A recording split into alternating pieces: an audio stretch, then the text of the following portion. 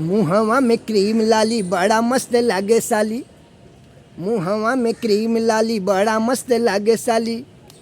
जालू कहाँ मुँह सुका के, अखिया से अखिया मिला के, अखिया से अखिया मिला के, अखिया से अखिया मिला के, अखिया से अखिया मिला के।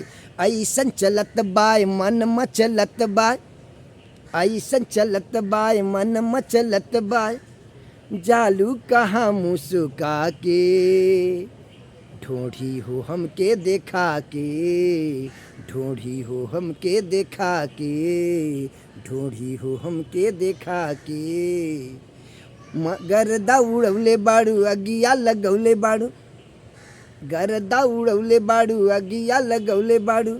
जालू कहाँ मुँह सुका के, रमा शंकर के देखा के, रमा शंकर के देखा के, रमा शंकर के देखा के, रमा शंकर के देखा के, रमा शंकर के देखा के, रमा शंकर के देखा के। का हो जान लेबू का? मेरे चैनल का नाम है यूट्यूब चैनल। यूट्यूब पे बड़े में आर लिखिए, बड़े में यस लिखिए, उसके बाद KAVIJI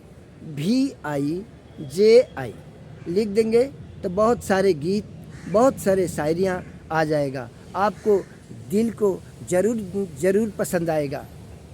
आप सभी दोस्तों को नमस्कार और प्रणाम करता हूँ।